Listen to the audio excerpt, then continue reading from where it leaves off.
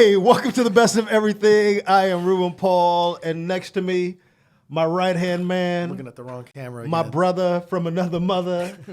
My Portuguese brother. Epa! Man, how does it feel not to be Mexican anymore, man? You mean a third? To be a third? But you're predominantly Portuguese. Only by 5%. Yeah, but That's you're not still. predominantly. But yeah, It's not it is. that It big is of a- predominantly. Well, you know, I say I'm Portuguese. I'm a Portuguese now What does that mean? because I'm 40%. Oh, jeez.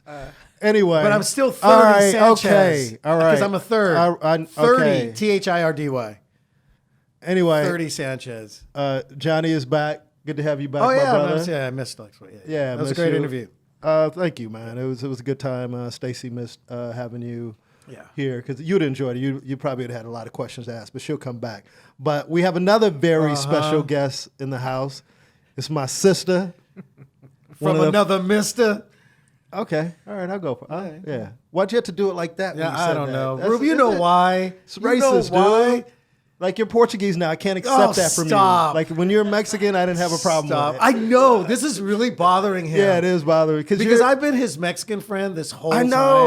know, man. But yet you knew I grew up around a lot of Portuguese. you grew up around them. Yeah. But doesn't mean that what are you going to morph into one? But you actually did. Isn't that weird though that I had a lot of anyway? Anyway, my sister from another mister, one of the funniest comics in the game, Wow.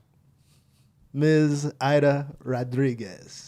Thank you. All right, listen, when he said Portuguese, I thought he was doing another joke about being over 40. I thought you were marrying the age thing with the cultural and saying, I'm going to... Johnny has so much material about being over 40. I mean, it's really groundbreaking Okay. stuff. All right. Really? I don't want people to not believe him on that. Right there. Well, We don't ever tell anybody what you they don't should either. and should. No. We've never done the thing of our age or anything like that. No. We've never done any of that. That type of material. Right. Yeah. Or telling people, I just turned. Yeah. Yeah. That's just telling the industry, like, don't book me. I'm old. In addition to, I look older, now my knees hurt. So I'm going to be a real delight on set. It's like so dumb. It's a trippy way to approach comedy, but maybe some comics feel like they have to go to the 20s, the 30s. They have to talk about that decade, I guess. Yeah, or sometimes it's low. Never mind. No, but you know Low-hanging what's fruit funny? sometimes, Is yeah. that it makes you look even worse at 40 because there are people who are 40 who are doing triathlons, who are in like Halle Berry is over 50 and in John Wick, she was kicking ass. So when you're like, I'm over 40 and they're like, well, you need to get your stuff together. You know what? I agree. If it's somebody who looks like they're 28, 29, 30 and they're 40, maybe it kind of, sort of like PK. Like he doesn't do a lot that kind of material, but he'll just be like, God, guys, I just turned 40, or I just PK and you looks can hear the 12. audience go, it's like, Oh my God. he looks like a kid still. Those Asian jeans, man. Yeah. And it makes the people in the audience who are over 40 that don't work out and don't eat clean roll their eyes at you. Yeah. Like, look at you showing off. Yeah. But if you look at it, you look at our parents. If you thought back to our parents' generation, I think a lot of them, like now, what's the old saying? 40 is the new 20 or all that, those sayings. But back in the day, just the activities and like we still play video games and do stuff that kids would do. My father was so serious. I could only imagine him at 30 years old. Like I wasn't. My father had me late, but even talking to my sisters, like my dad was the same as he was in his 50s. He was just, I don't know. But how about even the the photos, the high school photos of like the 50s and 60s? They all looked 40. Yes. So well 18 was beyond the it. 40 back then. But they just looked like men, and the women looked like grown women with their beehives and it's trippy, man. And you'd go to I could imagine going to a disco or something or a club or whatever. Like now you'd go to a club and you see people over 40 in a club all the time. Like it's not a strange. Oh yeah, there was always thing. that. People would go, "Hey, look at that dude over Look there at at that old the concert." motherfucker. What that old motherfucker doing here? You know what I mean? He's only like 41. I know. This is old motherfucker. I remember my grandmother turning 40, and I was like 8. Really? And she was such a grown lady. Like, she didn't behave like, like you. I just was looking at somebody's pictures on Instagram who just turned 40, and every picture was a bikini. But my grandmother was such a, like, regal lady. She Yeah, was that's how my parents dressed. were. Yeah. That's, like, not cool now. Like, that's that's, like, supporting the patriarchy. I'm learning all the words as I go because I disrupt all of the feminist views. So, a lot like I know Ida very well, obviously, and I can't even remember when we first met. Do you even remember that? I do. I remember I went to see you perform. Russell produced. Oh, the Showtime that wasn't thing. The first time we met, was it? No, we had met before, but that was the first time, and that I was like, oh, I want to sit down and talk to you about stand-up because I didn't want to sit with Russell. And I was like, I'm going to sit with Ruben. So Russell's used to me shitting on him. Yeah, I do it in her his and Russell face. are really good friends. But anyway, I was just like, I thought you and Paul Verghese I really enjoyed. I like Thompson Girl and Jason. Yeah. Scares me. Yeah. But Jason Rouse. Yeah, Jason Rouse. Oh, yeah. Rouse. Yeah. Yeah, I just worked with him last Saturday. Oh, really? Yeah, he was in Long Beach. Oh, wow. Okay. Yeah, he's funny. He did a joke about having sex with a paraplegic on that taping. But then you and I went and sat at Starbucks and we sat in there for hours. I do remember that. And this was around what? This was around 2006? 8? No. 9. Oh, okay, 9, okay. 10. Oh, that's good. 10 years ago, though. Yeah. Wow. Wow, that's Because crazy. it was when I was really new in stand-up. I had went and worked with you. What was the name of that man who used to do the Latino shows that we went to Arizona? The promoter. There was two. The one guy was out here, Sal Zambrano. Sal hired, probably got a hold of you. He was really nice, yeah. And then the other guy was Raul, who lives there in Arizona, he contacted me recently, and I was like, what year was that? And I think he said that was 2009. Yeah, because I was really new. So, They used to do that. They stopped doing it just because they had a falling out with the Improv, the Tempe Improv, and then but he wants to get it going again. That's why he contacted me recently. But I remember him telling me he knew. I guess I didn't even know that you had started on the East Coast. Yeah, I didn't. I started here. I was from the East Coast, but they thought I started. Because he even just recently he goes, oh yeah, man, I remember she had not been doing it that long when we hired her. He goes, but she had been doing it in back east coast. So I was like, oh, I had no idea. No, somebody had been spreading this lie about me that I had been doing stand up for 8 years when I had only been doing it for 8 months. And but no, I started here. Isn't that funny? People are so concerned sometimes about how long somebody's been doing something. For me, when I watch a comic, that never really comes into play. The only time I think of age is if you watch them and you see them technically and go, oh, he must be new just based on certain playing with the chord. Just certain things that someone would do on stage or certain type of premises. You go, oh, they must haven't been doing it that Commercials? long. What do you mean commercials? That happens a lot when early on. Commercials, jokes on commercials, bits about commercials, because it's like it's some of the easiest stuff to do. Yeah, because it's easy to make fun of commercials. How about songs? I mean, I did it. You guys hear that song? What was they thinking when they wrote that song? Remember? I wouldn't say that as new comics, though. I know comedians. Man. I shouldn't say. We know some that are doing it now that we've worked with. Yeah, and they were doing it about songs from then. And then the audience is 12, and they're like, "We don't know that song." What is that? It's funny you say that because when I was watching AGT, there was a guy on that came on with a puppet. He was doing his comedy. And then he had his puppet do impressions. And this is when I was like, because this dude, obviously you can tell he's been around doing that for a long time. But it was his impressions that I was like, oh, because he did, I did not have sexual relations. I went, oh, 90s. okay. And then the one after that was, I can't even remember who he did, but he did two impressions from the 90s So I went, oh, this is how long he's been doing that bit. Dude, I would love to see you with a puppet. Me? Why me? I think that would just be hilarious with your mannerisms, and then you'd come out with like a Mexican puppet, like with the sombrero on, like what's the? Why not a Portuguese puppet? Well, no, because you're Portuguese. You're Portuguese, so you'd be doing the Mexican stereotype that you've been doing for the last 20 years. What's up with the Portuguese? Did you do 23andMe? I did Ancestry. Yeah, and then he came back and he was like, I knew it. I knew it. I knew it. Because I have all these Portuguese friends who... It doesn't make any sense. Well, no, dude. See, he doesn't believe in that stuff. I believe in that stuff. That you gravitate. There's something natural or in your DNA that sometimes makes you gravitate to certain people or places. And then sometimes later on they find out, oh my God, I used to go to Ireland all the time or whatever. He doesn't, that doesn't, but 40% though? 38. Wow, that's a lot. So, but a lot. He's Portuguese. No, but 33% Mexican. So I'm still a third. But here's the funny thing. The difference between Ancestry... Look at Chris didn't like that. Chris didn't like that. The difference between Ancestry and 23andMe, the reason my family did 23andMe, they don't separate Portugal and Spain yet. Oh, I see. So I called them and I said, hey, Ancestry is, because I wanted to do what everybody else is doing.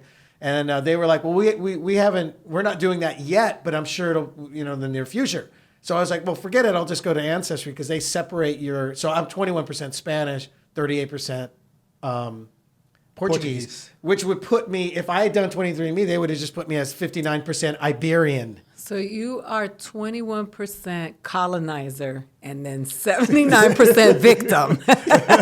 Because the Portuguese and the Mexicans got colonized. Yes. What I would like to see you do is judge those, like one of those comedy shows, like a reality show that's about comedy, but you only get to judge the Mexican comics? The ethnic comics. I would love for you to just... Johnny, that would be hilarious. Why me? Because you've always made it a very big point that comedy is when you're especially a Latino comic, you don't have to pander. You can just have a point of view. And you have a very strong attitude about that because you always have. So nobody is telling certain people that they need to stop. And if a white person tells them, then it's racism. Yeah. And if it's a black person, then they're hating, trying to keep them out of the game. So a Mexican Portuguese like yourself has to be the one to tell them. Well, I haven't been Portuguese doing it. Mexican, not Mexican Portuguese. What do you like better, Portucan or Portucanish? Portucan. Portucan, see? Boom. It's Portucan. Anyway. That's interesting, though. Yeah, because sometimes we joke about how on the Latino end where it's we'd be doing Latino shows. They go, all right, where my Latinos? Where my Latinos? Clap if you're Latino and proud, eh? You're Latino and proud, clap. Hey, you're not clapping, fucker. It's like, oh. I love the Latinos who don't clap because they're not proud. They're like, there's always those few sprinkles. You're making me not proud right now. I don't want to clap. So let's tell people about Aida's journey. So at what point did you feel that you wanted to do stand-up? What was that moment that made you decide, like, hey, I want to do stand-up? So I always wanted to do stand-up. Since I was little. Okay. Oh, wow. And they tried to beat it out of me because my mom was like, that's not Who for girls. influenced you as a child to make you want to do stand-up? Richard Pryor is and Johnny Carson. And I'm not going to make up because everybody I've been watching George Carlin. I didn't get to George Carlin until I got to college. And I got a little more cerebral and I was like, oh, I love this man. But the first bit I ever saw as a kid was Richard Pryor talking about the dog. Talking to the dog. Yes. And that, I was little. And I got in trouble for listening to that because my family was religious. And they're like, you're not supposed to be listening to this man. He's from the devil. Yeah. And I was like...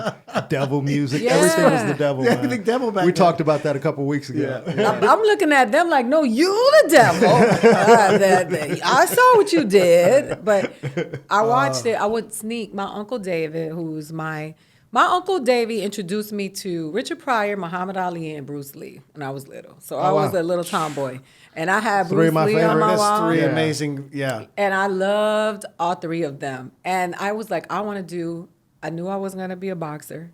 And me and Kung Fu, I tried it. And I felt like I did in here when I got in here today. So I was like, I want to be a comedian. And I used to watch Johnny Carson. I used to sneak and watch it. And my mom told me that nobody would ever want to marry a woman who's being goofy and funny. And I was like, Lucy's funny. She was like, they're getting a divorce. But you're not goofy, though. That's one thing that I appreciate about your comedy. I mean, you, I know you on a personal level, and a lot of people think you're really, really serious, and people think the same thing about me sometimes. So it's just interesting that your story is really autobiographical, when you're on stage. And it's funny, but it doesn't come off goofy. It comes off almost like you're transferring information that you want people to know. Yeah, I've already been goofy because I'm so tall. And so in middle school, people were making fun of me for being so tall. The other thing is I'm not on all the time, and I don't want to be. I hate having conversations with comedians who tag your conversations. It's the worst thing in the world. Like they have a callback. It's like, don't you get enough stage time? Right. Like, can we just have a conversation? Just a conversation, man. And also, as a woman of color, a Latina woman, like I feel like Latinos are looked at as clowns a lot, especially because comedy in Spanish is so behind, and we do all of that physical, real big comedy, with the freckles, the big freckles, and the clown suits. Yeah. So when they sit down and have a conversation, they're already expecting me to be like, pa pa pa pa pa, here we go, and I just want to have a conversation. I used to watch Richard Pryor a lot, and I was like, he wasn't a clown. George Carlin wasn't a clown. I mean, I could talk about Richard Pryor for hours and hours. Both of our favorites. Yeah, he was not a clown. I'm sorry, I don't mean to cut. No, but that bit, just so everybody, the people that don't know about that bit, it's funny that that's your first, is him having a conversation with, hey, Richard. And mine is a friend of mine. His brother had his album, so same thing. I was I'd go over to my friend's house to listen to Pryor, and the first one for me that stood out was when Wino meets Dracula. Oh yeah. That blew me. I just remember going, and it was the fact that we did not hear from Dracula. Yeah, it's just the Wino's perspective. What you doing with it? What's wrong with your teeth? What? I just remember going, how did he come up? It blew me away. It absolutely blew me away. Well, but the dog is just as such a brilliant. It's bit, a great man. bit. I mean, to me, I've listened to so much of it. It kind of all meshes together, so you don't really know what moment. Yeah.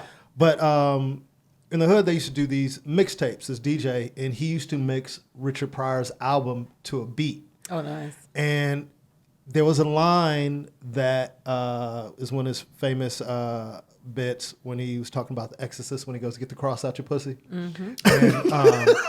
And so the song that he says, like, "And bitch, get the cross out your pussy.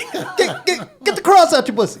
So I just used to hear that all the time. That's hilarious. But the line that, I don't know why this struck me, and it still makes me laugh really hard to this day, when he goes, "White folks be friends with the devil," and then he goes, and then he goes through this whole thing, and then he goes, "Said black people come in and the devil be like, hello," and then Richie goes, "Goodbye," like he's already down the street, and that level of detail to throw your voice like you're already down the street. I don't know. There's just something so brilliant about that people to be able to think that specific. That's so specific. Yeah. Because he could have went, "Goodbye." Yeah. You know what I mean? But he was already gone. Yeah. Like, hello. Goodbye. Yeah, he's a genius. Yeah. And just his social commentary at that time. And the thing, I can go on and on, but the thing that really stood out to me, which I had to learn years later, is his ability to tell his story and communicate his story to people who didn't really understand who he was or where he came from. Because, you know, he was performing to a lot of predominantly white audiences at some points in his career. And they didn't know anything about being in a horror house or growing up in the hood, but he could paint the picture so clearly. And one of the problems I had starting off as doing a stand-up, and people don't realize, but me and Johnny have talked about this, I tried to do Haitian material when I first started, but I didn't have the skill set to be able to, there was no reference point to the Haitian community. People had no idea where Haiti was or who Haitians were. And they would just stare at me like they had no idea. You would only like to be great in Miami. Exactly. Yeah, he was singing that, right? Yeah, Florida. So just his ability to be able to communicate and just destroy rooms with his story, like you said, doing Wino versus Dracula, and just his commentary on police brutality. Oh yeah, even back then. Holds up today. We listened to it not too long ago. We were like, it's still relevant. I am reaching for my wallet. Or what is it? He says wallet. Yeah, something. Exactly. Him and Elaine Boozler. Oh, I used to like her, man. She has a. If you listen to her album now, that her albums they still hold up. Like we're still talking great. about. Yeah. But for me, that was the thing that I was going through so much as a child, like the trauma in my life. Like that comedy was my Escape. And I associate comedy with my healing because of all of the things. That was the time when I was listening to Richard Pryor was when I got kidnapped from my mom, and I was living in Miami with my family. They were hiding me, and I was, sneaking with my uncle, listening to Richard Pryor, watching Bruce Lee movies. That was part of my, so I've always wanted to do it, and so I had to become brave enough to say, forget you people, I'm going to go do. I mean, really, that's, and to be told that and sort of not brainwashed but sort of manipulated to think it's bad, it's don't go ahead and get into it, but you still did. Did you know at the time when your mom, I don't know the whole story, but when your mom took you, did you know you were being kidnapped? Yes. I too young? I didn't really understand what was going on. I felt like my grandmother just came to get me. I realized I was getting kidnapped when they cut all my hair off because they dressed me they dressed me like a boy. They put the baby in the disguise. Yes, exactly. And I was like, this just got real and then I was like, I want to talk to my mom. And they were like, you can't talk to your mom right now. You can't talk to your mom. And that's the picture of when they cut. Oh, wow. We got to post that. Yeah. Wow, you look like a little boy. Oh, well, that's the point, right? Yeah. Lou Diamond Phillips. Okay, so they so they took you away from your mom. Oh, I misunderstood earlier. I thought your mom was taking you from your dad or something. She did that when I was smaller. Okay. So I got kidnapped twice. By family members. Nobody better, just same people. Yeah. But this one was more traumatic because no matter how messed up your family is, you always want to be with your mom. Exactly, because you don't know any better. Yeah. That's the person who gave you life and who nurtured you and everything. She was really young. She was in love with a killer, a murderer. She was following him around. We were hiding out with him. And it was my grandmother was like, she's gonna end up dead if I don't go get her. So she did all her she used all her savings. She had a private detective. They found out where I was. They did a stakeout. She had to steal me from my mother to save my mother, because if she would have called the police, my mom would have gone to jail. So that was the lesser of two evils, was taking me away. And she thought it'd be an incentive for my mom, that my mom would be like, okay, I want my daughter, but that dick was good. So on this journey, and we talk about obviously the trauma that you've been through in your life, and not just from a child, but going into adulthood, and me and you have bonded on a lot of that type of stuff that we've been through. What was the turning point? Because we've asked most of our guests who've come on the show, like, what is the defining moment in your life? It could be a career-defining moment. It could be something that just happened in your everyday life to make you go, you know what? I need to do this, or it just changed the trajectory of your life.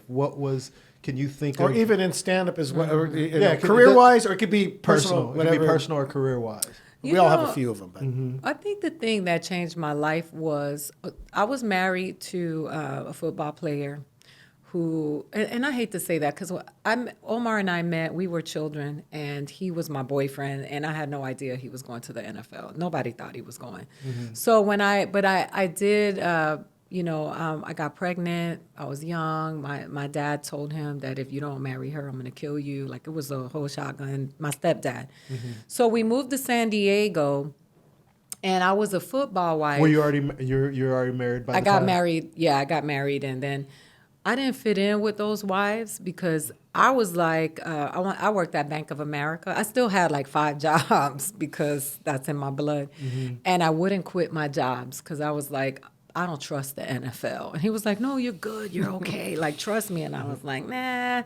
I'm from Miami. I know who what's his name? Mercury Morris is. Yeah. And I know that your life can turn around at any moment. And he was like, he was on the undefeated Dolphins team. Yeah. But he was my friend's stepfather, and my friend was like, my dad's doing free base, and I was like, what? I was going to the library. Shout out Mercury Morris. I went to the library to look up what free base was because I didn't know what it was.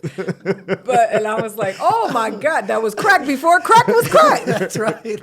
But I just remember being just not fitting in, and my ex started changing, right? Because he was a football player that was attractive and rich, and he was mixing, they're in San Diego, right? So they're mixing with Hollywood, right? So like, I remember all these actresses who are married and they're very dignified now. Used to be like the hoes that used to take a limo to go to San Diego and hook up with like Junior Seau and all the football players. And I never changed. Like I've always been who I am, right? And I was like, I'm not going to walk around wearing Gucci to a football game. These bitches are falling down the stands with heels. I just don't fit in. And I remember he went to this award show. He sat next to Halle Berry, and he came back so inflated. Meanwhile, I had a baby, and then he said he wanted another baby. He said, I want a daughter. So my mom, like he can order one. I like a daughter. Yeah, he did. He was like, I want a daughter. Coming right up. He was like, I want my daughter. You have a son. Your son. My mom had told me, you never tell your husband no. Like I had to be really reprogrammed in life, because if I would have stayed I would have been dead if I would have listened to my mom and her. But my mom was like, and bless her, I love her, but that's what she was taught. So she was like, you never say no. He wants another baby, you give him another baby. And I was like, but I want to go back to college and I want to model. And she was like, you got to put all of that to the side. You got to take care of your family. I got pregnant. And it wasn't enough. And this is my moment. This is the second time. The daughter, right? Okay, and I have the girl, oh my right? God. Right? Look at that. So one day I'm driving them to practice, and he's getting ready to go travel. They're doing an away game. He turns to me in the car, and he says, I want a divorce. And I was like, what? My baby was in the back seat. 3 months. I'm still nursing her. And he said, I need a wife. I want a wife that has a life. Right? So his idea of a wife that has a life is somebody who's walking around with name brand. They're working out. They're, driving around in a car, pretending, going to lunch. Yeah.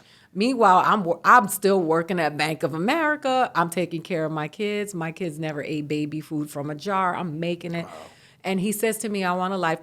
But this is where it changed for me. His friend had met a stripper who had just become a realtor because he paid for her to go to, right? Because that's what strippers do, right? Yeah. They become realtors. And he goes, I want somebody like Jen. Jen got it together. You seen her? I said, the stripper?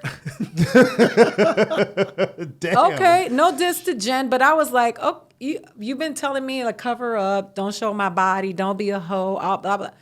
That was the day I decided to get a life. And that was the very day, I'll never forget that day. I had on a purple tunic top. I was still nursing. I went home. I got on the computer. I started a promotional company. 6 months later, I was gone. I moved to Miami. I took my kids and I left. And I never looked back. And he followed me around, and I never went back. I was like, I'm not ever going back to this. And that was the day I got a life. And isn't that like when you think of profound moments in your life that never leave you. Isn't it crazy how you could remember exactly what you had on, what the weather was like? You know what I mean? You could, those things are just etched in your memory forever. When we talk about stereotypical comedy, it was that scene that those comedians do when they get hit by their parent and they cry and they do the, I remember that moment that I couldn't swallow because I couldn't breathe. I was so emotional at that moment that I was like, I felt like I had been betrayed by everybody because everything everybody told me was a lie. And that moment, I was like, I'm not listening to my mother anymore. I'm not listening to this dude anymore. I'm going to figure this out by myself. And it was the scariest, of course, hardest thing I've ever done. Especially with the newborn and I had two babies. Yeah, two babies. And, still really young. How old was your boy at the time? He was 3. I had a 3-year-old, a baby, and I still couldn't rent a car on my own. Like, I was still just thinking, like, oh my God, like what am I going to do? And I thought for a moment, I'm going to die. I can't live. I don't know how to survive in life. And I was like, no, you're going to figure it out and you're going to block out the voices. And I had to block out the voices for an extended amount of time because my mom's trauma drove her car. So I had to suspend that. And I was like, I looked at I drove to the top of a place called Sunset Cliffs in San Diego, and I was going to drive off with my kids in the car. I was just like, I'm going to kill us all because I can't do it. And I look back, and my son was talking from 1, and he looks at me and he goes, I really love you, Mommy. I'll never forget that day. And I was like, I can't drown him. I can drown a Caleb, but I can't drown. Leave the queen alone. No, I'm joking. I couldn't drown. She was asleep. She was a baby and unknowing. Caleb would have woke up and swam out that damn car. She would have been the only one to survive. But he was the reason that I was like, I can't do that to him. These people are not worth them not being, exercising to have a life. Their potential. But that was it for me. And then I was like, I'm going to do stand-up. I'm going to write. I'm going to do all the things that I want to do. Yeah, because they were like, everything they told me I couldn't do. I was like, I'm going to do it. Yeah. Well, it's interesting, too, how you you were taken, as a child for different reasons. And I took my children. But for another right reason as well for their well-being and your I got lucky. It was right before the law changed. Where you had to go out of state. You had to get permission. Yeah. So it was right before the law changed. So I was able to get out. But I saved my kids because they even thank me. They're like, if my daughter told me, I don't know where I would be if I would have been raised with my dad because, he was so sexist and we just had such difference in philosophy. So I'm just that moment was that's my pilot. Yeah. Well, to hear you talk about your journey, one of the reasons why I kind of wanted to bring it up is because there's a lot of people who watch comedians and they don't even realize what we've gone through. Oh, I know. To be able to do what we do. We're all damaged in some type of way, I believe, whether we're open about it on stage or in our lives or not. But it does. It shapes you. All the things that you've gone through, and if anybody's watching, it gives you hope. If she can come back from what she came back from and thrive and have a successful career, all of us, You know what's funny? I think this is what makes me laugh when I hear someone say that after a comedian is famous and they recite their struggle. And like even with Tiffany, somebody was like, she was homeless. I was like, about 90% of comedians were homeless. I was homeless with 2 kids. I don't wear my trauma or my struggle as a badge of honor because I just think that is so dismissive of everybody else who doesn't have a late night set or been on Mad TV and they're living under bridges. Like everybody has been through a struggle. That's very true. And I do think that, comedians, a lot of us, most of us have, there's something wrong with you if you want to go make people laugh or you're like, I'm going to go stand on stage. Well, I think especially with, I'm sorry, go ahead. But especially with the ups and downs of it. It's not like we're up there and it's always working. Yeah. I still have nights when I drive back going, what? Yeah. that happened tonight. Usually from Long Beach. I think for me, and I don't know if it's the same for both of you guys, but I think when you've dealt with a lot of pain in your life and you're able to get to a point where you want to channel that in a positive way, Yes. I just felt like I just want people to know, especially when I became less observational and more autobiographical Biographical. on stage, was just to kind of show people that you're going to be okay. Mm-hmm. You know what I mean? Because to hear you contemplate suicide, it's just a very, I mean, that's a powerful thing to say out loud, but I just think more people who have thought about it. I've been through moments where you just, you feel hopeless. Yeah, no. And then and I've had friends and family who have committed suicide. And when I always hear people say, oh man, how could they do that? It's selfish and all these things. But it's just that moment of pure insanity where they can't think clearly and they really truly feel like it's the only option that they have. That's why we always say, talk to somebody. Mm-hmm. Yeah. Maybe as you go through, you can become, you can release whatever that is that's making you feel hopeless, and understand that, there is good things coming if you just don't give up. Yeah, no. I think it's important to just put into perspective that everybody's journey is different. And so many of us have dealt with mental and emotional illness and not had any kind of help for it. Yeah. And some people have to, still go through life. But I always think about people who commit suicide and how much pain they must be in. Oh my God. To leave their loved ones. Like when you're a mom and your dad. And I was going to piggyback on that a little bit too, is what ends up happening sometimes, if anybody who's been in a dark place like that, is thinking about, okay, if you don't have somebody to talk to, another way of sort of getting out of that is thinking about your parents, your siblings, your children, friends, like the impact that it's going to have on them, I think is another way of in case you don't have the ability to talk to somebody, which a lot of people don't like to reach out to people.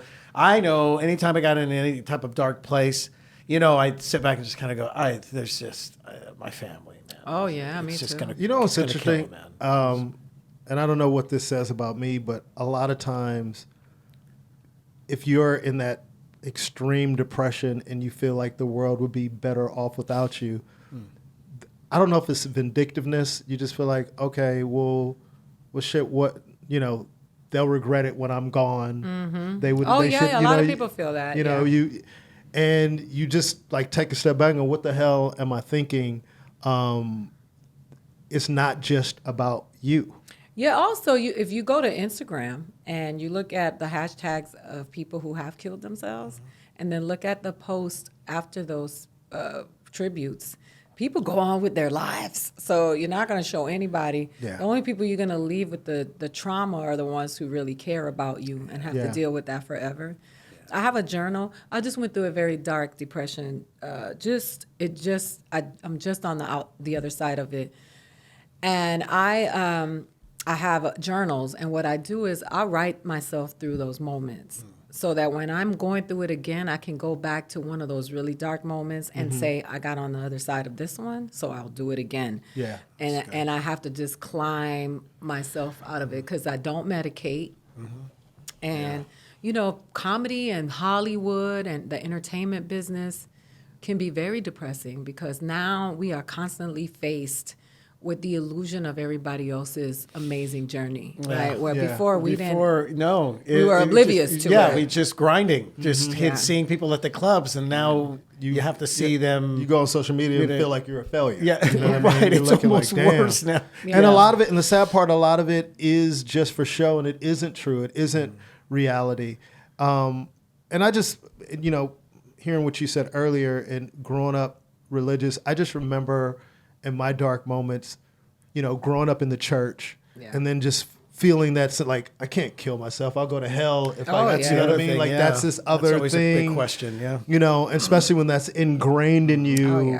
For sure. as a child. Then I just did like a moment of reflection, and I looked back at my life, and I was like, can hell be worse than this? Like, you start thinking like, the people that tell you you don't want to go to hell are the ones that put you through it, and you're like, But listen, I sit down and I think about this kind of stuff all the time. And when I say that the entertainment business, I'm not upset that other people are winning. I'm not, but Absolutely. like I just came back from a comedy club in Houston, right? Terrible numbers.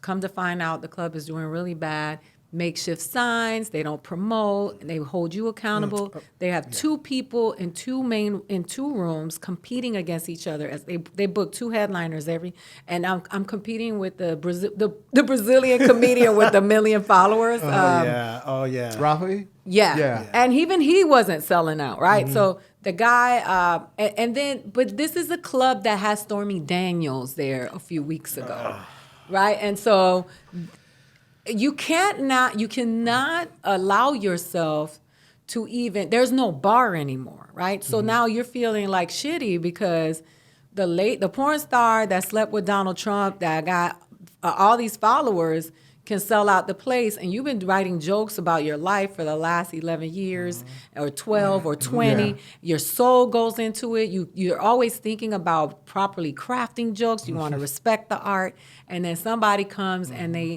and it's no diss to her, more power to her. I hope she sells out all over the country.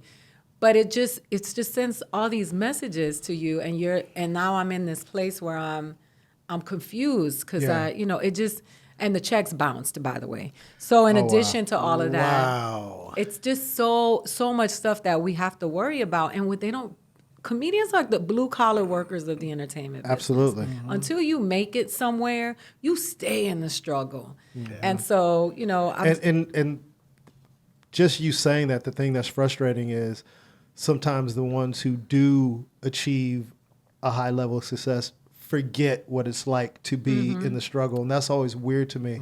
But I think a lesson that I learned that I wish my parents would have given me, that I had to learn on my own. Like, we all heard life isn't fair, and we have to accept that. Most people still believe that it is, or try to make it seem like it is. But the hard thing for me is sometimes you can do your best, you can do everything quote unquote right, and it not work out. Yeah, that's one of the hardest lessons to learn in life, where it's like, yo, I did this, I did that. And you just got to realize that there's a specific purpose and a specific journey for you, for me, for Johnny. But you could just start doing the moonwalk on stage and pop locking. And also, sometimes you look at somebody and you go, he's a dick. Or she's a bitch, or they're hacky. Yeah. I'm trying to be as kind to people as I can, or good, the best of our capabilities. Of course, absolutely. And try not to step and do the things that are hacky and too much. And then you see some things. I know you and I talk about that every night. We're like, really? But I think person, in some of our conversations, and even the conversations we've all had in private, is just to really go back to trying to shut out all the noise and not pay attention to anyone or anything else. And I always hear people go, man, I just stay in my own lane. I don't focus on anybody else. Yeah, you've made it, motherfucker. Of course, it's easy to stay in the lane. It's easy to stay in your lane. When the lane is named after you. Yeah, I got it. Yeah. And it's just so easy to say, oh man, I don't worry about anybody. Yeah, because you've quote unquote made it, whatever that is to that person. But Don Herrera said something to me the other day that I'll never forget. I did his podcast, shout out Don Herrera. And he goes, we're just talking about success. And I think the way people define success in life, I think is totally, what's the word I'm trying to say? It's realistic. Individual thing. It is relative, but I think people don't really appreciate where they are. They're not at a place of gratitude. And Don Herrera goes, hey, if you're making a living doing stand-up comedy, you're successful. I agree. And he goes, there's different degrees of success depending on what your goals are, but you are successful. And sometimes we have to start there with saying that you are successful instead of going, man, I'm not Kevin Hart, so I'm not successful. I'm not Tiffany Haddish, and I'm not successful. I'm not George Lopez, so I'm not successful. And that's a lie. Yeah. Well, I don't feel that way. Like I don't want to be any of them because what they have is theirs. Absolutely. And what success looks like for me is very different because for me, success is about creating opportunities for others, Absolutely. creating communities of people that can actually shift culture. Like for me, it's very, very different because when I look at people like Issa Rae or Tina Fey, like those are the careers of people that I like because you can take a break. I don't need to be seen all the time. Tina Fey had 30 Rock. She made Lindsay Lohan a star. She created the show, the Kimmy Schmidt show. Like and it's just like those things will go on forever in Tina Fey's name and creating a legacy. Yeah. Not to disrespect anything that Kevin Hart has done or George or whatever.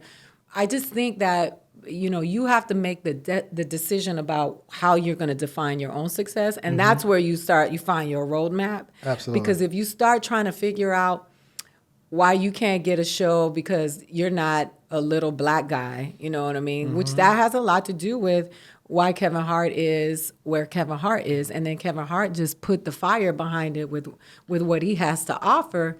But there are things about the industry that they don't have any rhyme or reason. And if you start driving yourself crazy, absolutely, that they like non-threatening black guys, you already know that. They like non-threatening Mexicans. But I am non-threatening. Yeah, well. No. Well, I'm not. I am. I'm a 5'10" Puerto Rican Dominican woman that goes hard. So I know that, when you see somebody who's always smiling and my hero is George Carlin and Richard Pryor. Yeah. It doesn't change. Well, what's interesting about that is what they're threatened by sometimes the industry is because they have a stereotype of what they see that they feel the public wants.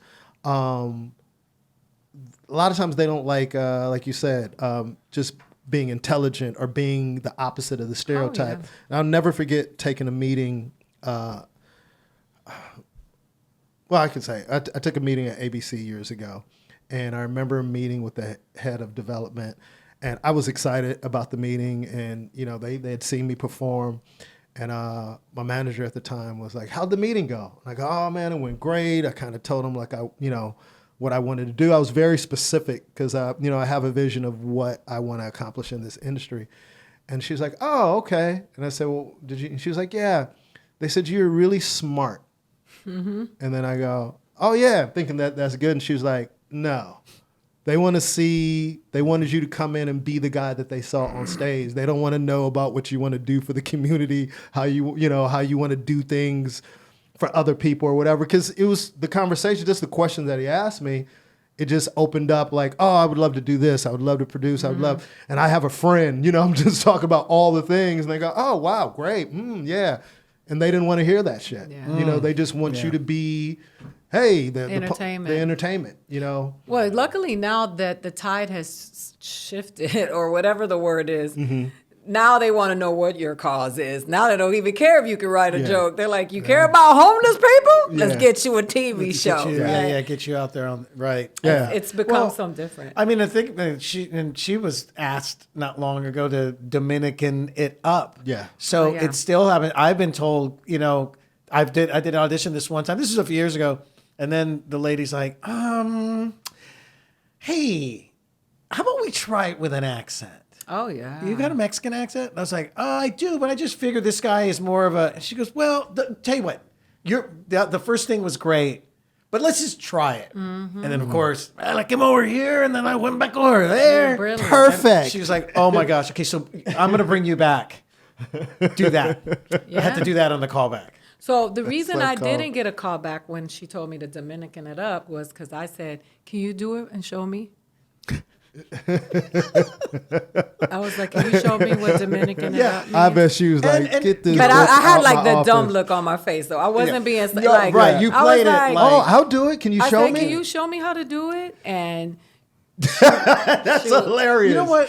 And I'm just curious because, obviously we've talked about different accents. For within Mexicans, I can't do one. There's you can't do one what accent. Sí. Oh, Sí. So I was. That's what I was gonna ask you.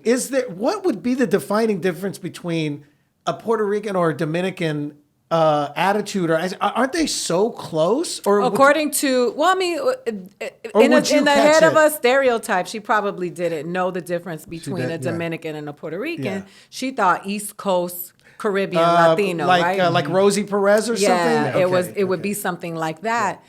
But the thing was that she was an artist that was being commissioned to draw a painting for the president of the United States. So she's an artist, and she went to one of the best schools. She's an artsy, very hipster kind of woman. And now you want me to Dominican her up? Let me tell you something. Because that's in her head. Like, why? I could just book a white girl for this. If you're going to be Dominican, then I need to see that you're a Dominican. She can't just happen to be a woman of color who happened to be an artist. Well, it's just interesting, and we talk about the difference between race and nationality, and how some people are very confused about it. But I was working with somebody, and they were pitching me. It's like, oh, you're not black, you're Haitian. And Johnny, like that's like it infuriates me so much because the level of ignorance. But that's how people look at it. That's why when I do those jokes, it gets such a, people react. It gets such a big response because that's how even black people amongst our own culture we think like, man, you're not real black. You're not real black. You Haitian. Like, dude, it's a color. Like black is a color. Like there's black Dominicans. There's black Irish people. There's black Scottish people. There's black. Like, what are you? The fuck are you talking about? And we all come from Africa anyway. So what's your logic about trying to make it seem like in this particular person, like black wasn't good enough? So he's not black, he's Haitian. Well, because you were colonized by the French, so you're a little more fancy than those of us. And by the way, he is a little bougie. He's my bougie brother right here. We. It's so funny because you can feel it like in the islands, like the people that were like, we were colonized by the Brits. Yo, but here's the thing. Ida, tell the whole story. What did the Haitians do to the French? No. So what did the Haitians do to the French? Listen, I grew up in Miami, so fighting with black people that are American about how they were treating the Haitians at my school because I was like, you only free because of them, or they led the revolution, but. And it's just, and then you realize you're just being a victim of all colonization because it's divide and conquer. And that's all part of the big play. Yeah. Now we're having, I'm not Mexican. I'm Puerto Rican. I'm a citizen. And it's like, when that hurricane came, you were a Mexican to Donald Trump. He hit you with a thing of bounty. And told you wasn't American. Yeah. And so came out and it's like, they're not like, really? Go ahead. Yeah. No, we just get caught up in that. And it's like, I hate when I hear Puerto Ricans say, oh, she thought I was Mexican, as if that's beneath you. And I'm like, that was why I got in trouble. Because when I went on TYT and they were talking about how Donald Trump. TYT means the Young Turks for you guys. Oh yeah, I'm sorry. The way he treated the Puerto Ricans, and the Puerto Ricans were appalled that I talked to. And I was like, so let me get this right. You are not appalled when he called Mexicans rapists and murderers. You are not appalled when he said grab them by the pussy. You are not appalled when he said that black people need to go back to Africa. But now you're mad because he did it to you. That's the thing that irritates me. So, and I don't want to walk in that because I just feel like that is ignorant. And it's just that low common denominator thinking that has us in the situation that we're in right now. Absolutely. Well, I look at it like this. When you have taken ownership of who you are and being proud of who you are, because there's a journey to becoming proud to be who you are in this country because you're beat down. Yeah. But the thing that I love about you is owning who you are and being proud of that. And it doesn't mean that you're anti anything else. No. It's just pro who you are. Pro-humanity. Mexicans knew who I was before Puerto Ricans did in Los Angeles. I started doing stand-up on Richard Villa's Refried Friday. And those Mexican people supported me. When I did HBO's Entre Nos, that audience was packed with Mexican people. And, for me, it's so important that Puerto Ricans use their privilege to stand on the front lines for Mexicans because we are Latinos, and we should do that, and Mexicans should do it for the Guatemalans, and we need to just, because we're suffering, and like, not that nobody else is, but I understand what people say, like, even Asian people surpassed us in Hollywood. They jumped ahead of us. We got leaped. So did the Indians. Yeah. But again, so did the Middle Easterners for a while. But again, I'm Portuguese too now. I'm on a job. But that just shows you how this industry is. Like, me and Johnny talked about this. Before, when you'd go and audition for something, it'd be the all-white cast and then the token black person. Then it went from the all-white cast to the token black person to the token Mexican person. Then it went from the token Mexican to the token black to the token Mexican to the Asian, gay, Indian. So it's like you have the gays, the blacks, the Indians. Everybody is vying for that one ethnic part token role, and then they want to talk about diversity in Hollywood, and it's ridiculous. All they need is one. Yeah, and even the Mexicans, like they're the stereotype. It's like, oh, I love my gardener Manolo, or it's not like the college educated Mexican that doesn't speak Spanish that grew up in Omaha. It's always this. And it's quite infuriating because it's like we and their names always Paco, the simplest basic. I mean, some of these names you don't even really hear that much anymore, especially for Mexicans that have been here, even first generation. Some of them are Anthony and and then it's always Paco, Hector, Raul, Jose. They love Jesus. Yeah. Oh yeah. Man, they love Jesus because then they are meeting their diversity and inclusion, and they got Jesus. Yeah. Right.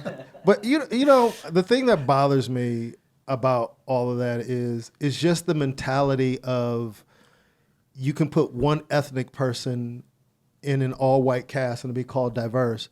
But if it was an all-black cast with one white person, they'd say it's a black show. And that was the spirit why I started Ruby Tuesdays, because it used to bother me. They would do these shows with all these white comics, and then they'll put one black or one Latino or whatever, and they'll call it a diverse show. You mean like all the other shows? Like all the other shows, yeah. So my whole thing is, why not have a show that's truly diverse? That, no pandering. Like, I like my white guys white or my white women white. I like my Latino, no one trying to be anything else other than who they are, and to understand that they have a safe space to be that and give the opportunity for the audience to actually recognize it. Because I think people don't even realize a lot of times people don't know something until they actually see it, until you call those things out and goes, these shows are not diverse. Yeah. They're not. On TV or in comedy. It's going backwards. Like, we pulled up like a bunch of lineups for like all these clubs throughout the country. And it's like predominantly white guys. And I think that a lot of the club owners are Trump supporters, and they feel like emboldened. They're like, I don't have to book. I can book whoever I want. I'm making it, they and you can see it in but there are hardly any women. And the frustrating with that, and obviously, I have conversations with my white friends, and I've had conversations with different comics, and they go, why does it have to be about race? Why doesn't it have to be about color? It should just be about who's the best. No. Well, who's making the decision about who's the best? Right. It's still going to come to preference. Now, if a black person was choosing who they thought were the best, then you wouldn't be saying that same thing. You're just always usually in a position where there's a white person making the decision, so it's going to go towards their preference. Doesn't mean that they're racist. It's just that's what their preference is. That's what they know.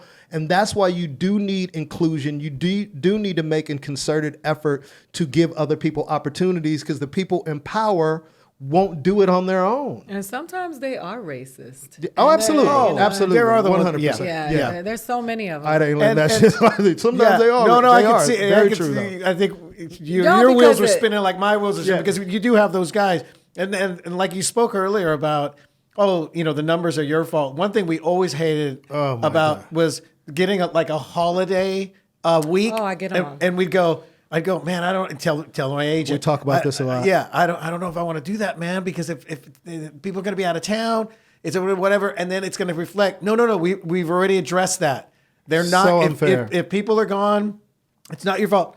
So you take the gigs. And then they hold you accountable. And then And then the next time the booker says, well, his numbers weren't good last time. Yeah, dude. The agents, so they say they go to bat for you, but who knows? Dude, I've been on a holiday tour for the last 2 years. Like, you look at my calendar. The 3-day weekend. Mother's Day, Valentine's Day, Thanksgiving Day. Thanksgiving Day, I can't even say it because I won't get booked again. But it's like and I have to take it because I'm surviving. Yeah. But it's like, that. And this weekend, like, I'm sitting there. What's the name of the Brazilian guy? Rafi Bastos. Yeah, so Rafi comes up to me and he's looking at me like, who shot John? We're both sitting in there like, are we really competing against each other?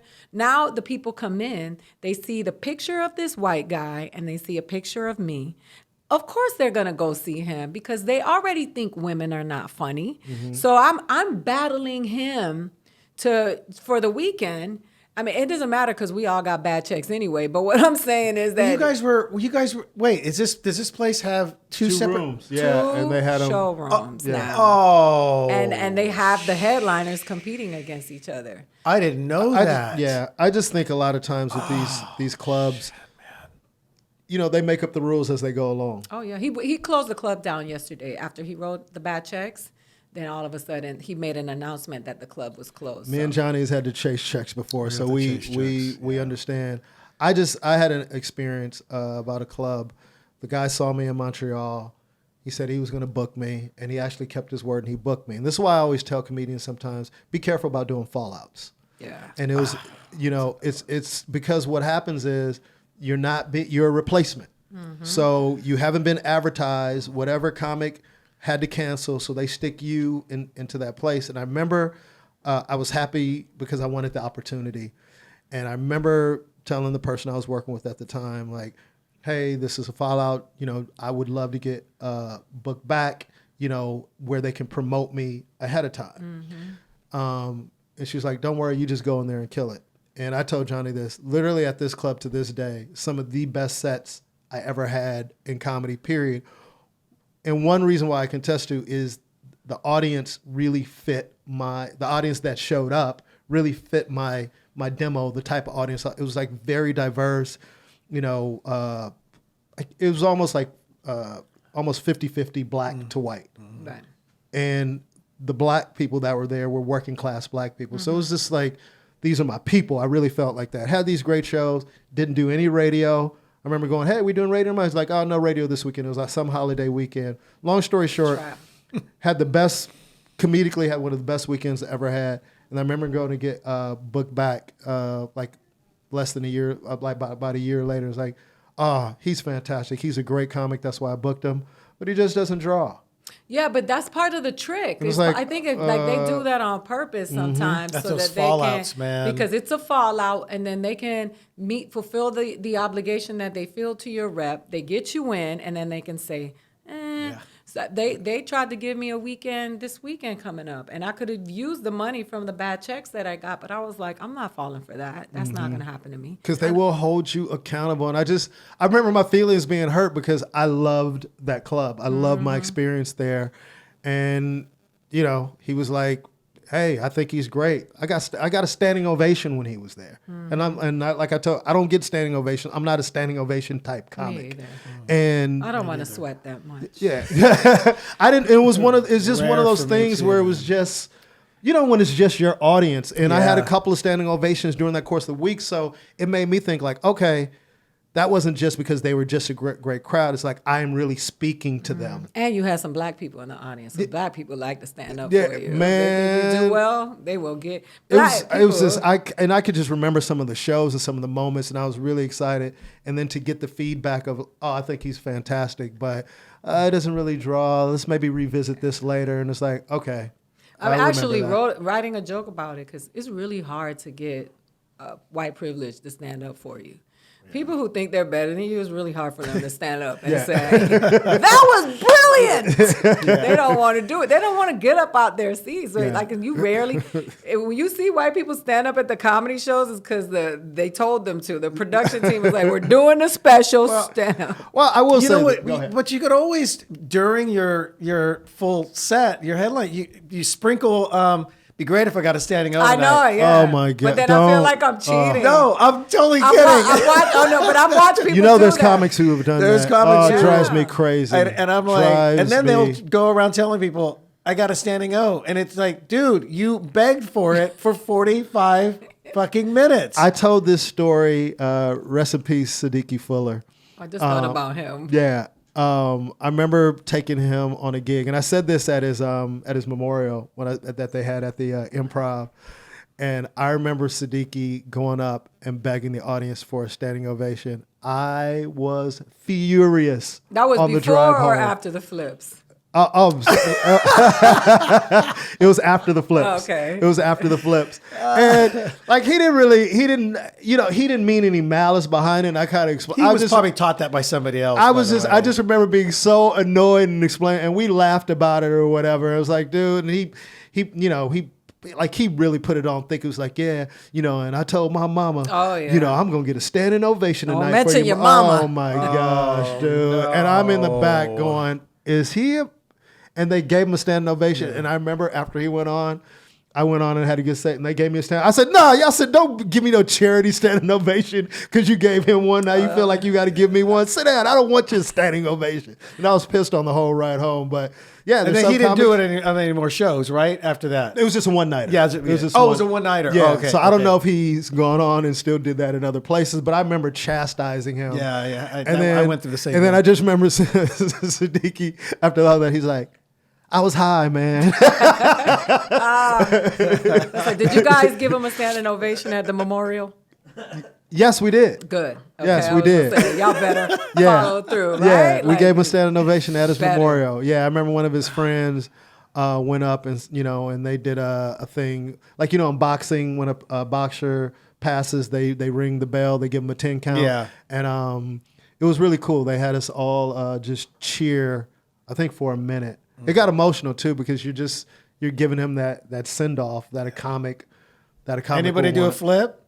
No. I'm glad you said that, maybe because I got emotional thinking about Siddiqui because he's not here anymore and he died so young. You know, it's just crazy that he's not around. Mm-hmm. And Siddiqui just seemed like the healthiest. It seems surreal to have this conversation. That's why it's so easy for me to make a joke about it because it's hard to process that he's not alive. That he's not alive. I mean, and just. Yeah, I can go on and on about Siddiqui, but he loved comedy and always wanted to debate and talk comedy, and then I found out so much about him, at the memorial. And that's one thing about memorials. I know funerals and everything are down there. Johnny just buried his aunt, but one bright spot at funerals. I remember at both my parents' funerals, just hearing stories about your parents. And you're like, are they talking about my dad? Are they talking about, like you hear these stories and you just go, wow, like you feel like you learn so much more about them from their friends telling all these stories. And even at Siddiqui's memorial, of course I knew him really well, but just hearing that he was mentoring other comics and they had like this comedy dojo that they would meet once a week and then they had to have certain bits prepared and they had to come with premises ready to go. And it was just like, wow, that's really cool that I could influence him so much. It'd be funny if like all of those comedians are now. I know, she knows. Hey, why don't we? They're all doing flips now. But here's the thing. What? Why don't we all hear about these great things about ourselves while we're alive? So you know what, man? We should start toast battle. That's nice. Or a toast. Not a toast battle, but a toast. Why can't we just get together and then somebody stand up and go, hey, you know what, man? Ruben did this for me. And once, you know what? Ada and I worked together a long time ago, did whatever. I like You know what? I really do like that. Yeah, I was going to actually make fun of you when you said that, but I think you can literally save someone's life by doing that. No, I think that's important because we've gotten so negative and this roasting and this... It's just mean culture of meanness. And one thing I try to do, and Ida knows this, is even when people do my show, like the next day I'll send them a text message to thank them. Yeah. Thank you for coming and killing the show. Appreciate you doing the show. And comics want spots and they want to do spots, but still, I just so appreciate anybody who would, take time out to come and do something for me. I love doing that show. I have so much. I love having you on there. You know. Hey, let me ask her. You remember some of our favorites? Remember we did favorites? Yes. Okay. This one's more for me. It's a two-parter. Okay. This is about vehicles, so I don't know how much you like vehicles. If you could have a modern vehicle that's your all-time favorite or something, Your dream car. A dream car. Oh, yeah. Do you have one? What would that be? Oh yeah. So I go back and forth between a Range Rover and a G-Wagon. Those two. I like that. The new G-Wagon. The new G-Wagon. Mercedes wagons with they're boxy. Okay. Yeah. Oh, so you like that boxy kind Yeah. of? Okay. Yeah, those are dope. And then the second Especially part, some nice rims on 'em. only because I'm really in the. Especially the new one is really good. Okay. 'Cause before they were kind of trash. And this one's because I'm a big classic car buff, like a lot of other Mexicans. But what would be your ideal classic car? You get one if they're, I know you probably have a lot you like, but what's one you went, I have to have this 1950, whatever. I think it would be like a old Corvette. The old Corvette. The old ones. Yeah, like Really? yeah. The one with the teardrop in the back trunk. Yes. Yeah, that's Yeah. like a 63. it is a. Oh, those Yeah. are cool. Yes. When I was in. He doesn't like Corvettes. Drives me crazy. I'm not a big Corvette fan. So when the really old I ones. like though. the old Okay. ones. Yeah. Oh, I don't okay, like okay. not Yeah, the the I newer don't- model ones. No, Okay. I It just always seems feel like like a midlife crisis type car. or a trainer that's on steroids.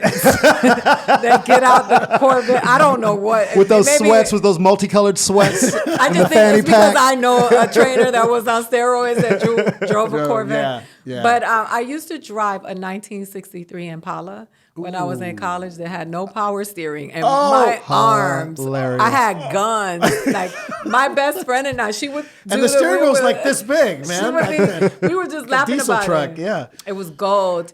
And I actually, my ex took it and refurbished it and sold it for like some good money. But it was my car. I love that car. I used to call her Rashida. That's hilarious. Rashida. Because those things go for some. It'd have been nice if you'd have held on to it, but Any other questions All on the that? things I lost in the that you fire. Oh, had? favorite. What's your favorite all-time movie? Do you have a favorite movie? Like Water for Chocolate. Really? Wow. It's my favorite. Freak. No, so funny how men and women think he went to the sex.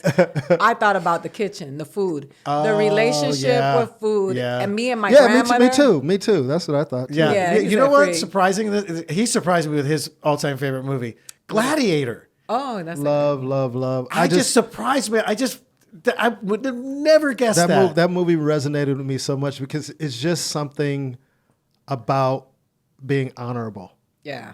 that I loved about that character. And that was His before loyalty. we knew that Russell Crowe wasn't. Exactly, yeah. But he played the hell out of that He was role, great. man. Yeah, he was. It just- was. But I just that blew me. That just was so. I don't know, man. What's your favorite movie? Grease. Hey, I love Grease. Love that. I could. The first one. Oh, absolutely. The second one should never even been Michelle made. Pfeiffer. Her lips didn't move. That one was so off. That movie, I just like. If I was gonna be, I just know every time I watch that movie, You feel I'm gonna good. be in a great Me mood. too. I don't I feel. feel- It has everything, dude. The 50s, rock and roll. I think I have to watch it again. dancing, Abortion, cigarettes, cheating. high school. I got to be honest. I do got to watch that movie over because I could have been watching that with militant eyes at the time. Oh yeah, I love Grease. It was so good, man. I love Grease. Because this is I didn't like no one I grew up with probably would admit out loud that Grease was their Yeah, I favorite love movie. Grease. Grease makes you. So wanna maybe I sing. need to watch it It just again makes you.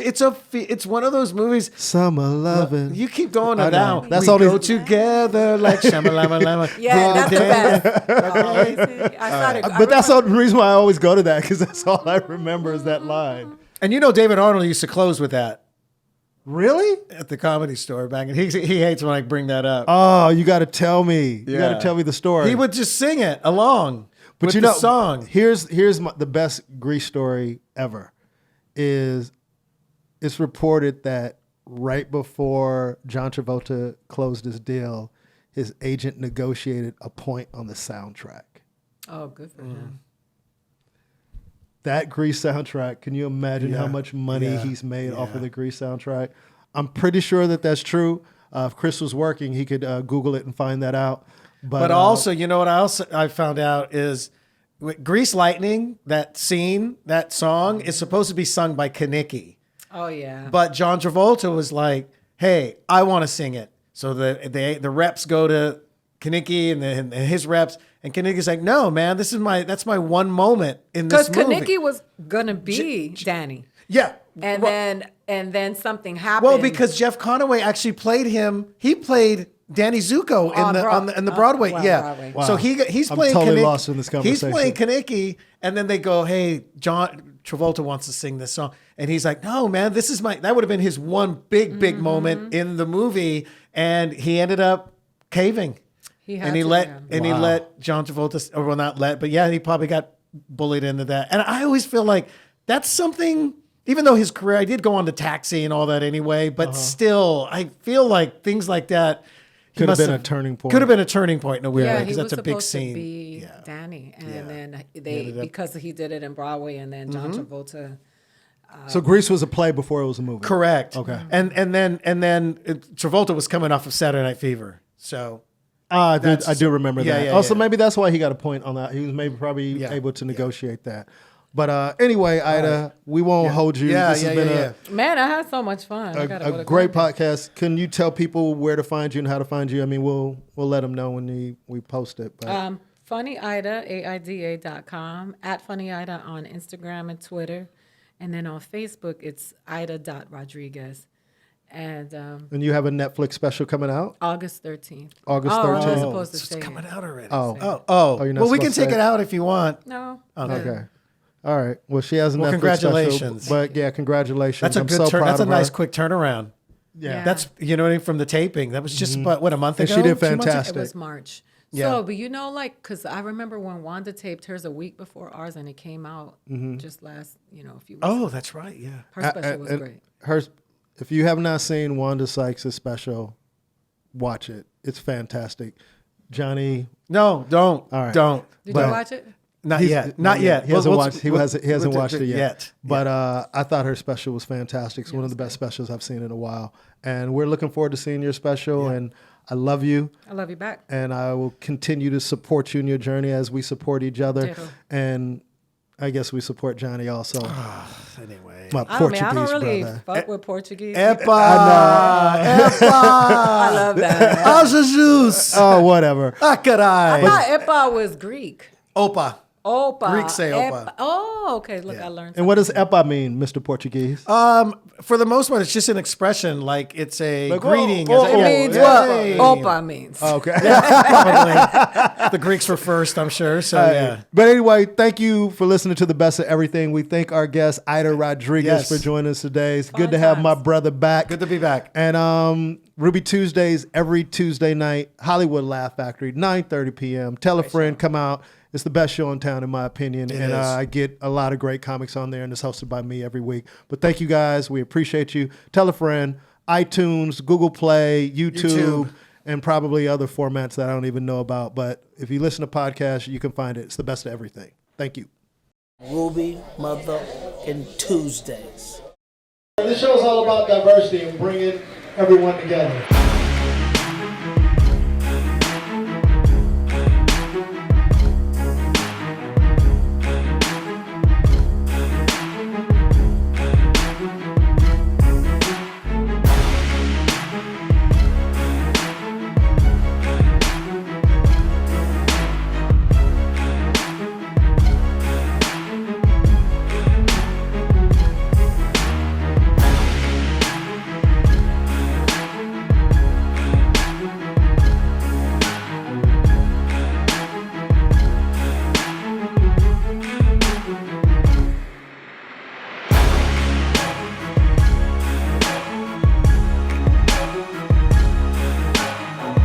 You never know who you're going to see at Ruby Tuesdays.